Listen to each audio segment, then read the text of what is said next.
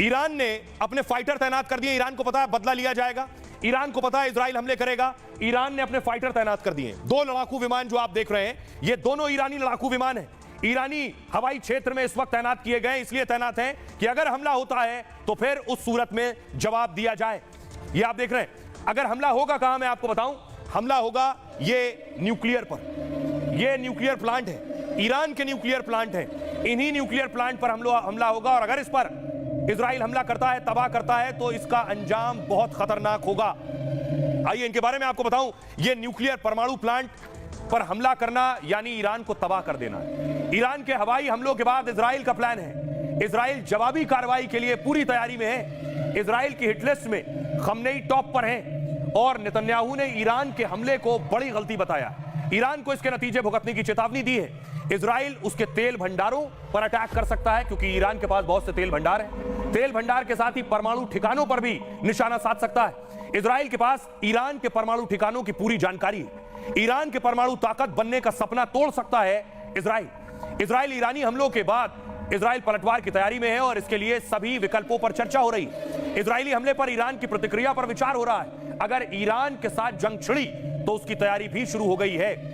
तो सोचिए, न सिर्फ तेल के भंडार, न्यूक्लियर प्लांट, न्यूक्लियर भंडार, गैस के भंडार भी। सुनिए क्या कुछ कह रहे डिफेंस एक्सपर्ट जीडी बख्शी साहब। दुनिया भीषण जंग, थर्ड वर्ल्ड वॉर की तरफ खिसक रही है। अब जो मिडिल ईस्ट में जो जंग है उसने एक नया और भीषण मोड़ ले लिया है और जिसमें डायरेक्ट क्लैश हो गया है दूसरी बार ईरान और इजराइल का। 181 मिसाइल कल फायर किए हैं, जिनमें से काफी सारे टारगेट्स को हिट कर गए हैं despite the best air defence in the world. ठीक है, अब इजराइल पलटवार के बिल्कुल कागार पर है। क्या स्ट्राइक कर सकता है? वो कह रहे हैं कि साहब हम IRGC के हेडक्वार्टर को स्ट्राइक कर सकते हैं। तो अगला टारगेट इजराइल का क्या होगा? अगला टारगेट है खमनेई। इजराइल खमनेई को निपटाना चाहता है, क्योंकि खमनेई के प्रेशर के बाद ही यह हमला हुआ है। खमनेई बार बार कह रहे थे कि इजराइल पर हमला करो, लेकिन खमनेई की सुरक्षा बढ़ा दी गई। देख रहे हैं आप, खमनेई की सुरक्षा चाक चौबंद रहती है। उनके साथ ईरानी रेवोल्यूशनरी गार्ड रहता है, खास सिक्योरिटी है, निजी सुरक्षा उनके साथ रहती है। यह खमनेई की सुरक्षा।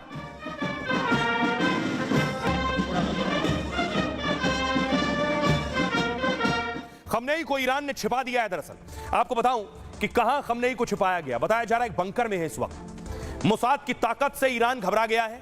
उसे डर है कि नसरुल्लाह के बाद खमनेई का नंबर आ गया है। इजराइल पर 200 मिसाइल दागने के बाद से डर और बढ़ गया ईरान का। इसलिए ईरान के सर्वोच्च नेता को इस वक्त छिपा दिया गया है। कड़ी सुरक्षा के बीच खमनेई खुफिया बंकर में है। यह खुफिया बंकर कहां है, उसकी सुरक्षा में कौन कौन लगा है, ईरान वहां की सेना यह जानकारी अभी छिपा रही है। ईरानी रिवॉल्यूशनरी गार्ड खमनेई की सुरक्षा देखती है और 44 साल पहले ईरान ने इस IRGC को बनाया था। थल सेना, वायुसेना और नेवी तीनों इसके पास हैं। IRGC के पास करीब 2 लाख सक्रिय सैनिक हैं। ईरान और उसके बड़े नेताओं की सुरक्षा ये IRGC करती है, लेकिन खमनेई की सुरक्षा का अब उसे भी भरोसा नहीं है। उसे पता है कि 8 मिलते ही इजराइल कभी भी अटैक कर सकता है। ईरान के हमले के बाद इजराइल पलटवार कर सकता है। इसको लेकर भी खमनेई को खुफिया बंकर में छिपाया गया है। अब सुनिए जरा ईरानी राष्ट्रपति क्या कुछ कह रहे हैं। खमनेई कहां है किसी को नहीं पता। उनके सबसे सुप्रीम लीडर है, इसलिए उन्हें सुरक्षित ठिकाने पर रखा गया है। جانی رو سر جاش بنشونم که دست از این کاراش برداره. इजराइल ने अगर लेबनान पर हमले जारी रखे और वहां सैन्य ऑपरेशन बढ़ाया तो उसे इसकी कीमत चुकानी होगी। अमेरिका और पश्चिम देशों को इजराइल के गलत कामों में साथ देना बंद करना चाहिए, नहीं तो हमारी सुरक्षा पर जो खतरा पैदा करेगा हम उस पर हमला कर सकते हैं। तो एक तरफ टारगेट पर है ईरान के सुप्रीम लीडर खमनेई, तो दूसरी तरफ ईरान ने अपनी लिस्ट जारी की है। यह लिस्ट ईरान ने जारी की है और इसमें देखिए सबसे टॉप पर कौन है। सबसे ऊपर इस हिट लिस्ट में है प्राइम मिनिस्टर इजराइल के बेंजामिन नेतन्याहू।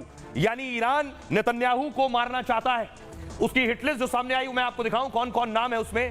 पहला नाम तो खुद नेतन्याहू का है। मिसाइल के बाद ईरान और बड़ा हमला करने वाला है। ईरान ने नेतन्याहू को मारने तक की धमकी दे दी है कि अब नेतन्याहू को ही खत्म करेंगे। ईरान ने इजरायली नेताओं की एक हिट लिस्ट बनाई है, तस्वीरों के साथ 11 लोगों की मोस्ट वांटेड लिस्ट है। इसे नाम दिया है इजरायली आतंकियों के खात्मे की लिस्ट। ईरान की इस हिट लिस्ट में नेतन्याहू का नाम सबसे ऊपर है। ईरान अपना सबसे बड़ा दुश्मन नेतन्याहू को मानता है, हमास हिजबुल्लाह पर हमले का जिम्मेदार बताता है और ईरान के लिए नेतन्याहू को सबसे बड़ा खतरा मानता है। इसलिए ईरान के टारगेट पर पहले नंबर पर बेंजामिन नेतन्याहू हैं। इस हिट लिस्ट में दूसरे नंबर पर इजराइल के रक्षा मंत्री योव गैलेंट हैं और नेतन्याहू के बाद ऑपरेशन की कमान रक्षा मंत्री संभालते हैं। नेतन्याहू अमेरिका में थे तो हिजबुल्लाह पर अटैक का जिम्मा रक्षा मंत्री ने संभाला। नसरुल्लाह के खात्मे का पूरा ऑपरेशन वॉर रूम से लाइव देखा। हिटलिस्ट में तीसरे नंबर पर जनरल स्टाफ प्रमुख हर्जी हलेवी हैं और इजरायली सेना के प्रमुख को भी ईरान बड़ा दुश्मन मानता है। इसके अलावा सेना से जुड़े 8 बड़े अधिकारी भी उसके रडार पर हैं, जिनके खात्मे के लिए ईरान बड़ी तैयारी कर रहा है। सुनिए, अब आपको दिखाता हूं कि इजराइल किस तरह से बैठक कर रहा है। यह जो तस्वीर आप देख रहे हैं, शिन बेट बताया जा रहा है, ये शिन बेट और इजराइल के जो प्रमुख हैं ऑफिसर वो मीटिंग कर रहे हैं, बैठक कर रहे हैं। ये उस बैठक की तस्वीर है। एक और तस्वीर मैं आपको दिखाऊं, अब लेबनान पर भी अटैक हो रहा है। ये लेबनान पर हमले की तस्वीरें आप देख रहे हैं, यानी कई मोर्चों पर जंग लड़ रहा है। देखिए इजराइल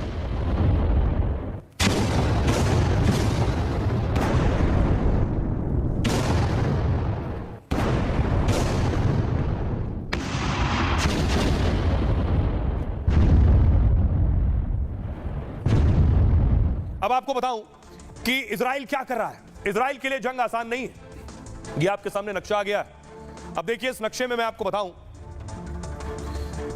आपको ये दिखाई दे रहा है इजराइल लेबनान से भी लड़ रहा है, गाजा से भी लड़ रहा है, यमन से भी लड़ रहा है और ईरान से भी लड़ रहा है। 4 मोर्चों पर लड़ाई चल रही है। अगर आप देखिए तो 4 कोनों पर लड़ाई कर रहा है इजराइल। गाजा में पहले ही उसके सैनिक मौजूद हैं, वहां वो लड़ाई लड़ रहा है। लेबनान में, दक्षिणी लेबनान में घुस चुका है, वहां लड़ाई शुरू हो गई है। यमन में हूती उस पर हमला कर रहा है, तो हूती को भी जवाब दे रहा है और अब ईरान को जवाब देना है। आइए मैं आपको बताऊं कि आखिर क्या वाकई इतना आसान है ये जंग। इसको जानने के लिए देखिए कि आखिर दोनों में कौन कितना ताकतवर है, क्योंकि इजराइल अब तक हमास से लड़ रहा था जो आतंकी संगठन है, हिजबुल्लाह से लड़ रहा था एक और आतंकी संगठन है, लेकिन पहली बार एक पूरे देश से लड़ाई लड़ रहा है, वो देश जो ताकतवर भी है। इसलिए आपको बताऊं, इजराइल के पास 6,70,000 सैनिक हैं और ईरान के पास 11,80,000 सैनिक हैं। लड़ाकू विमान, क्योंकि ये लड़ाई फाइटर जेट से लड़ी जाएगी, क्योंकि दोनों के बीच जो दूरी है दोनों मुल्कों के बीच वो है 2100 किलोमीटर से ज्यादा, 2100 किलोमीटर। इसलिए सेना जाकर लड़ाई लड़ पाएगी बहुत मुश्किल है। लड़ाई होगी फाइटर जेट्स और ड्रोन से। इजराइल के पास 241 लड़ाकू विमान है, ईरान के पास 186 लड़ाकू विमान है। ट्रांसपोर्ट विमान चाहिए होंगे, 12 इजराइल के पास है, ईरान के पास 86 है। ईरान के लिए एक और फायदा है कि वो लेबनान में आकर भी जंग लड़ सकता है या गाजा में आकर भी। हेलीकॉप्टर 146 इजराइल के पास है और ईरान के पास 129 हेलीकॉप्टर हैं। टैंक्स, जमीनी लड़ाई की संभावना बहुत कम है, लेकिन इजराइल के पास 1370 है, ईरान के पास 1996 है। सैन्य वाहन 43,000 इजराइल के पास है और 65,000 ईरान के पास। सबमरीन, पनडुब्बी की जरूरत पड़ेगी उस सूरत में जब समंदर से घेरना हो इजराइल को या समंदर से घेरना हो ईरान को। इजराइल के पास 5 सबमरीन है और ईरान के पास 7 सबमरीन है। यह है दोनों देशों की ताकत।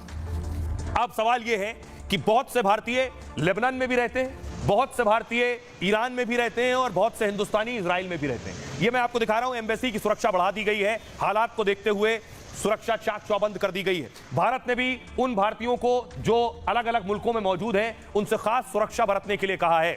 जंग के हालात के बीच भारत सरकार अलर्ट पर है इस वक्त और इजराइल में भारतीयों को एडवाइजरी जारी की गई है। दूतावास ने कहा है कि इजराइल में भारतीय संपर्क में है, स्थानीय प्रशासन के सभी प्रोटोकॉल का पालन करें, जरूरी ना हो तो इजराइल में यात्रा करने से बचें, सुरक्षित रहें और जंग के हालात में सतर्कता बरतें।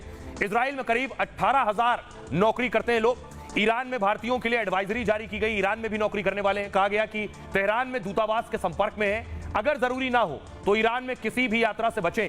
विदेश मंत्रालय जंग की स्थिति पर नजर बनाए हुए है। ईरान में 10,765 भारतीय हैं, इनमें करीब 1,000 छात्र मेडिकल की पढ़ाई कर रहे हैं। सबसे ज्यादा भारतीय ईरान के तेहरान में रह रहे हैं और फिलहाल दोनों देशों में भारतीयों को सतर्क रहने को कहा गया है। सुनिए क्या कुछ कह रहे हैं विदेश मंत्री एस जयशंकर।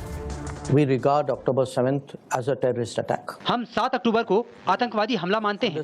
हम समझते हैं कि इजराइल को जवाब देने का पूरा अधिकार है, लेकिन हम ये भी मानते हैं कि कोई भी एक्शन अंतर्राष्ट्रीय कानून को ध्यान में रखकर करना चाहिए और इस बात को भी देखकर कदम उठाना चाहिए कि बहुत से नागरिकों पर इसका क्या असर होगा। Damage.